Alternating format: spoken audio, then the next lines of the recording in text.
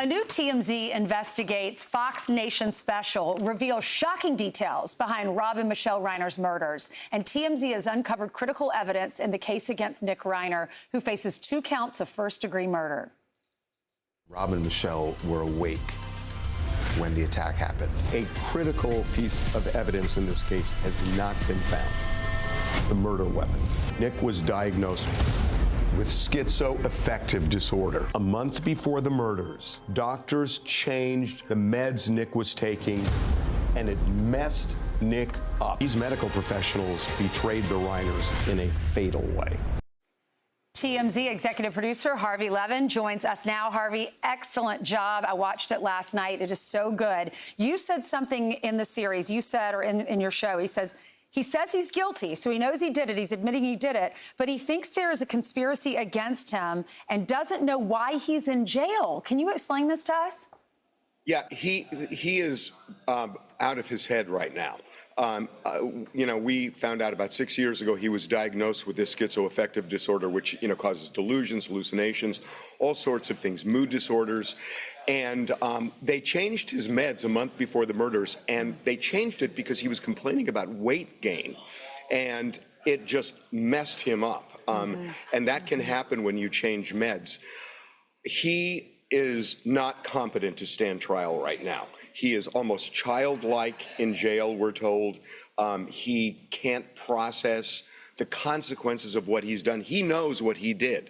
He just can't understand why he's where he is right now. And I know that sounds crazy, but he is out of his head right now. Right. I mean, you would have to be in order to kill your parents.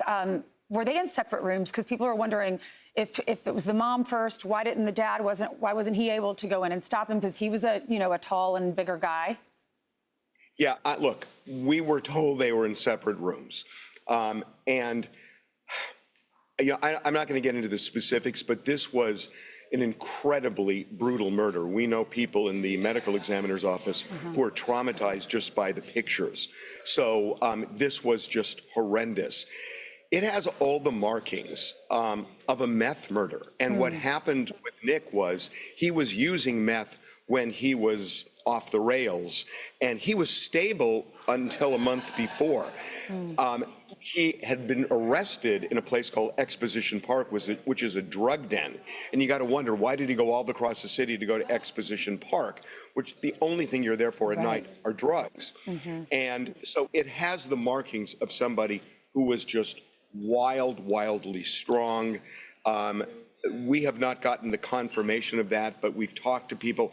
There is just, if he were just Nick Reiner without something additional, the carnage wouldn't have been the way it was. Right. You talk about changing the meds. You talk about how the system failed the family. He maybe should have been in a hospital or something like that while they're changing the meds, or at least been watched by someone that was strong, a nurse, something like that. You also talk about the night of Conan O'Brien's party. That was the night before the parents were murdered, and they got in a fight, apparently, with their son, Nick. Listen to this. This is a clip from the special.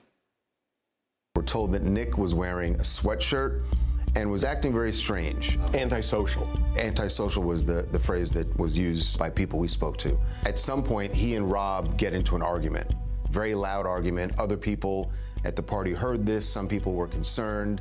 And shortly after that is when Rob and Michelle left the party. We don't know if this argument at Conan's party was the trigger for the murders. One source said that it had nothing to do with it. They just said that this was part of a bigger collapse that was going on in Nick's life. Like a buildup over a month. Yeah, exactly. A mental health collapse. Yes. And Harvey, also, we have 30 seconds, but why did Alan Jackson step down, that high-power attorney who says he's innocent? Yeah, I mean, he says he's innocent, but he says he's not guilty. What he's really saying is not guilty by reason of insanity. And I think that's going to be the plea in this case, because there's no way he'll plead not guilty. I don't know there was a total alignment between the family and Alan Jackson. Okay, thank you so much. Hey everyone, I'm Emily Campagno. Catch me and my co-hosts Harris Faulkner and Kaylee McEnany on Outnumbered every weekday at 12 p.m. Eastern, or set your DVR. Also, don't forget to subscribe to the Fox News YouTube page for daily highlights.